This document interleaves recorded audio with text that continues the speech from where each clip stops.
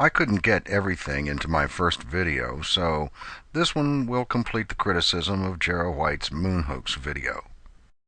In summary, you claimed that this LRO photo proved that the Apollo missions must be fake because it doesn't seem to show the pale halo on the surface from the lander's exhaust plume.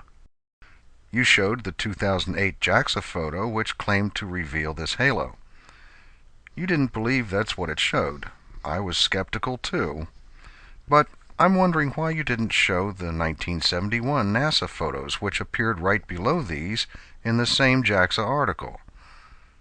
The view on the left was taken from the Apollo 15 lander during descent, and the one on the right was taken from the command module in lunar orbit after the landing.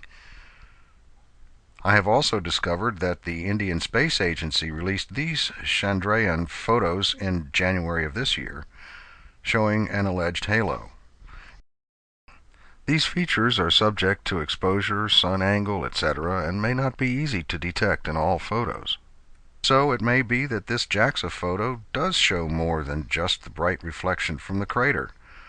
Perhaps you are suggesting that the Indian and Japanese space agencies went along with the Apollo hoax by photoshopping in these halos, but in the LRO photo, NASA forgot to add the halo. You, of course, found their error.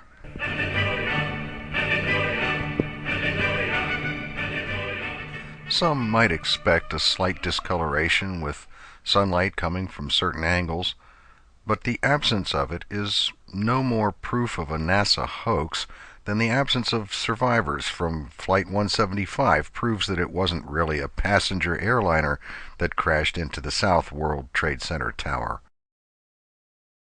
Oh, there are many who fervently claim that this photograph and hundreds of others, as well as all of the videos of this event, are all fake, and that it was actually 2 missiles that brought down the World Trade Center towers. Are you one of those people? How can they possibly see a spot that's 20 years old from something that, if you look at the photographs, made no blast crater at all? It made no disturbance whatsoever. Yet 20-plus years later, they can find this spot? Your video goes on with an audio clip from Penn Jillette's radio talk show where Phil Plait is trying to answer Joe Rogan's questions, despite being constantly interrupted. Well, how do they find the spot? It doesn't make sense to me. Well, we know where they landed. I mean, I know that we know where they landed, but we have very clear photographic evidence of the lunar module sitting on the surface of the moon with no disturbance.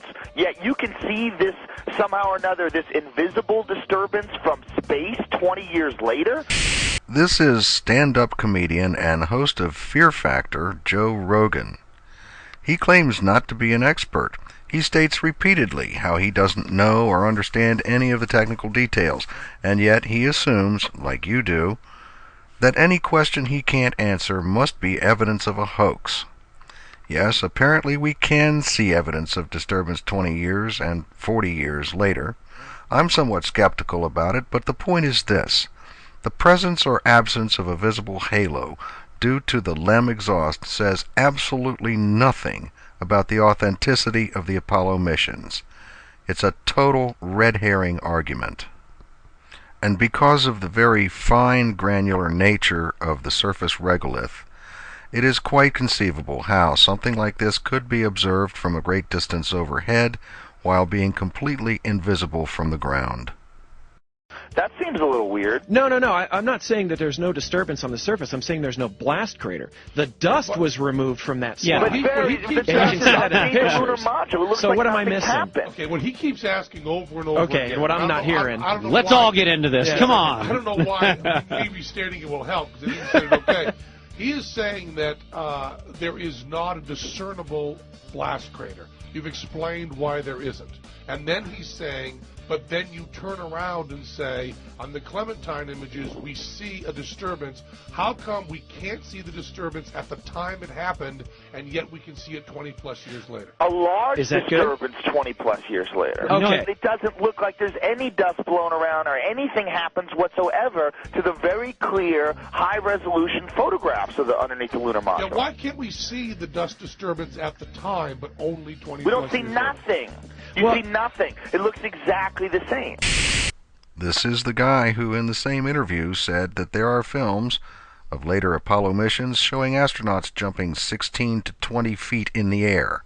And when you look under the landers, you can see sort of these black radial streaks from the surface being scorched a little bit by the.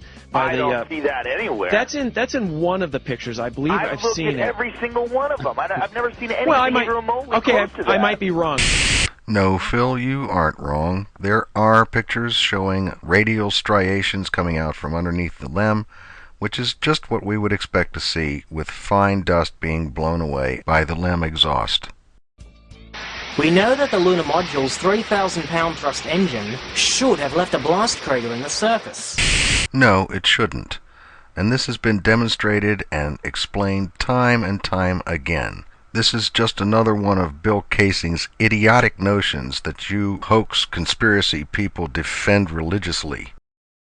We know that it should have blown away any loose dust directly under the engine bell. It didn't. Right. It didn't. But thanks for providing this picture anyway that Joe Rogan says he's never seen. This does show radial striations of the loose dust that was on the top being blown away, and the more compact regolith which is underneath remains. I don't know how stupid someone has to be not to understand this. And as all propagandists have insisted, we know the lunar module's engine should have left a disturbance visible from outer space. Now, thanks largely to NASA's Lunar Reconnaissance Orbiter, we can emphatically say that it didn't. Oh, well, good job, Jarrah. Alright, this photo from LRO doesn't seem to show it. However, these other photos do, two of which you chose not to show in your video. I wonder why. And one more time, just in case anybody watching this has missed it.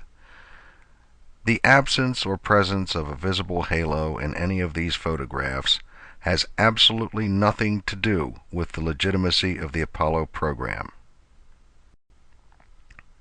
But if you want to use these LRO photos in support of your crackpot theories, then you have to be willing to accept what they show when it contradicts your theories. It had frequently been hyped that LRO would prove beyond a shadow of a doubt that the Apollo missions were real. But so far, it has been proving the exact opposite.